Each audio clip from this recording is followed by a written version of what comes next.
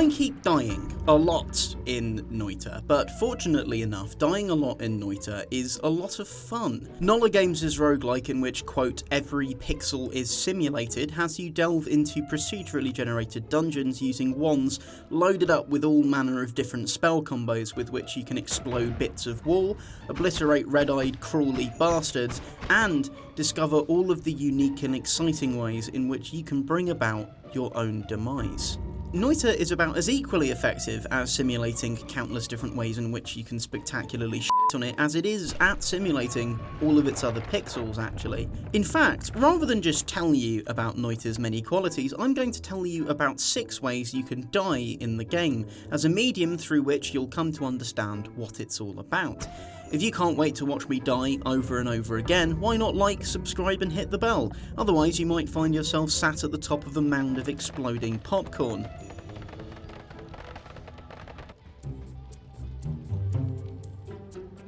There's a lot of fire in Noita, and it can burn you in a number of different ways. Some strange man with a bunch of dynamite might lob it at you, and the resulting explosion could catch the wooden support beams inside the cavern alight, triggering a massive blaze that you get caught in. A demon what chucks fireballs about the place could chuck lots of them fireballs what it chucks at your face until you die. And then there's oil. While wandering about the cavernous depths, I knocked down a lantern with a spark spell from my wand. I didn't really think much of it and walked over it to get where I wanted to go. What I hadn't realised was that when the lantern had fallen over, a part of it had broken and spilled out all of the oil that it contained for fuel onto the ground, and that oil was now on me. I stopped at the edge of a drop, thinking that I would just stop and not fall down it, but I slipped, because you get slippery when you're oily, like in real life, can confirm. When you're all greased up, you'll naturally be more prone to getting set on fire, and once you do catch a light, it's a bit tricky to stop being on fire unless you dunk your entire body into a pool of water. Only problem there is, oil floats on top of water, doesn't it? So, in a fashion quite similar to horrifying footage of burning oil spills in the Mexican Gulf, you might end up sat underwater while the surface above you is ablaze, which is only a little bit f***ing scary. What could be worse than that? Well, perhaps it'd be falling into a large vat of oil only for a lantern to fall and set alight that vat of oil, the oil then burning at a rapid rate, the flames chasing you down to the bottom of the vat, you being covered in oil so there not really being any escape, and the walls that make up the vat not burning down in time for you to climb out of the now blazing, fiery vat of hot oil that also contains you, blazing and fiery, covered in hot oil. The various liquids in Noita can do different things too. Water, for instance, makes you resistant to fire because you're soggy. All liquids except, oil do that. Slime slows you down when you try to move around because it's all sticky and stuff. Acid burns you slowly over time, and then each of the potions do different sorts of things if you dip yourself into pools of them, like this one that will randomly teleport you to areas around the map. Blood, if enough of it pulls up, and one of the modifiers that you can pick between runs makes more of it come out of you and other things, so that's likely, also does things if you dip yourself in some of it.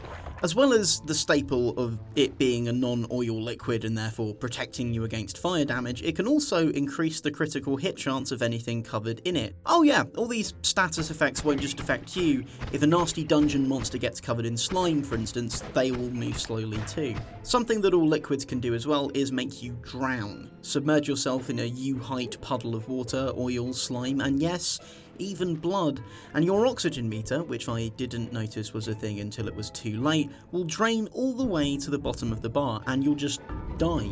I almost drowned in a pool of my own blood in real life once after having a chronic nosebleed while unconscious, and I have to say, I really can't recommend it. One of those wizard dipping potions is a polymorph elixir. Dunk yourself in and you'll be transformed into any number of different creatures. One time I turned into a big, gross, wriggly bug thing, and then there was this time that I got turned into a flying sheep with bat wing. Oh wait, I guess bug wings now. I couldn't cast spells, pick up items, or check my inventory, probably because I was a sheep and sheep can't really do that sort of thing, but I could flap my wings and fly about. I was doing just that, buzzing around and pondering whether this was what clouds actually secretly were, wondering how I might be able to finish a run of Noita now that I'm a sheep with wings who can't do much, and then off screen, I heard the distinct sound of a shotgun being pumped, and before I knew it, I wasn't a sheep anymore. I was just a puddle of wool and offal. This is a bit shit when it happens to you, but it's also a really useful tactic for combating some particularly nasty foes, like this fire demon that just keeps chucking fireballs and just won't die. Sheep, as it turns out, are pretty frail things compared to gribbly cave monsters and ballsy wizards, so if I were to chuck a polymorph potion at the demon, which is something you can do if you pick them up instead of shooting holes into them every time you see them like I do, then they'd turn into a sheep or another easily squishable creature, and job's a good 'un. Or at least, that's something you could do. Every time I happened upon a polymorph potion, I got a bit too excited and just made it leak about the place before I could get around to picking any of them up. There are these nasty acid slime ball things that float about the corridors of the caverns that'll spit massive great corrosive loogies at you. It's properly nasty, and many a time it's resulted in my untimely demise. These loogies, when they don't hit you, will leave tiny puddles of acid on the ground, but not as much as if you shoot them once or twice without killing them. If you do that, then they'll start squirting out acid blood as if they were some weird, snotty xenomorph, and it'll pool up on the ground and get you all coated in nasty corrosive acid stuff if you step into it. You can also find this same acid in big open vats and toxic waste barrels that you can kick about, so once again the acid proves advantageous in the right situations. Kick a barrel into a big gang of enemies, pew it with your wand so that it spills out, and watch as they all dissolve into mush. Hell, you could even tactically pop some holes into a slime boy floating above some other monsters so that it bleeds onto all of them. There are a lot of ways that you can die in real life that are properly shit and depressing. One of those ways is suffocating on carbon monoxide, or just dying because of smoke inhalation generally, like how I eventually will. But as it turns out, gamifying these really naff means through which you meet your maker can make them quite fun and entertaining, and in a game where you have a percentage counter to keep track of how saturated you are in various different liquids, it's no shock that the smoke in the game is as well thought out as well. When there's a lot of fire in Noita, it bellows out great big plumes of smoke, because that's what fire does in real life. If that smoke rising up into the air doesn't have anywhere to keep going up and it hits a ceiling or another obstacle, it will start to gather and pool up. Eventually, this will form into a big cloud of nasty, nasty smoke, which you do not want to find yourself trapped in, like I did after starting a bloody great big fire and perching myself on a tiny ledge above it so that I didn't get burned alive. I didn't burst into flames, so that much was a success. I did, however, lose my oxygen supply very rapidly on account of all that carbon monoxide filling up my lungs instead. I'd imagine that, were I not just really bad at video games, I could use this tactically to smoke out areas of enemies, punch a hole into the floor of a room, light a big fire pit and wait for all the smoke to flood in.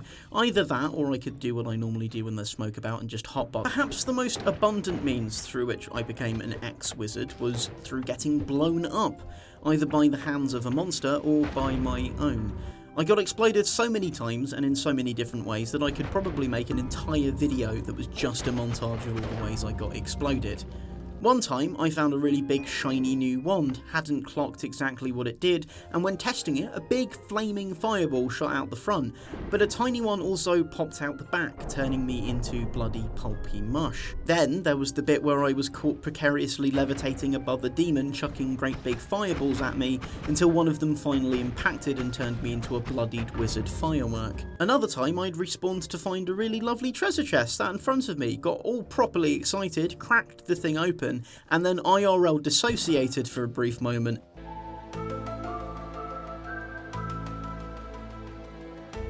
Which means I was caught completely off guard by the f***ing bomb that had just come out of the chest and was now sat at my feet, so I got blown up. I didn't die in this one, but felt it was worth mentioning. There are these pools of water in the checkpoint areas, presumably so you can rinse off all the slime or put yourself out if you're on fire, and sometimes they have fish in them. Anyway, I misclicked while holding the wand with the bomb dispensing spell, and the fish exploded and their corpses rained down on top of me. It was horrifying.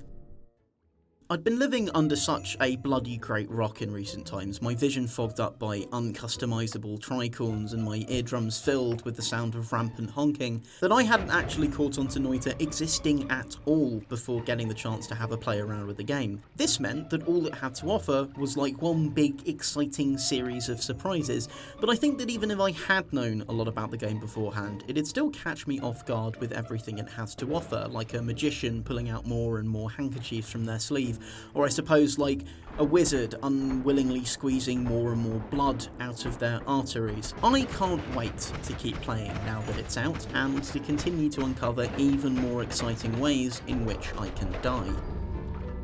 If you've given Noita a go and died in a particularly spectacular way, let us know in the comments. Perhaps you found this video helpful in developing your next fantastical demise strategy. If it was, you could give it a like and subscribe to Rock Paper Shotgun. We've also done some other videos where we take a dumb way of looking at a video game too far, like how Rebel Galaxy Outlaw is like Ice Road Truckers in space, or how Untitled Goose Game is like Metal Gear Solid, but if you were a goose. Whatever you decide to do with the rest of your day, I'd like to say a massive cheers for watching, and hopefully we'll see you again soon.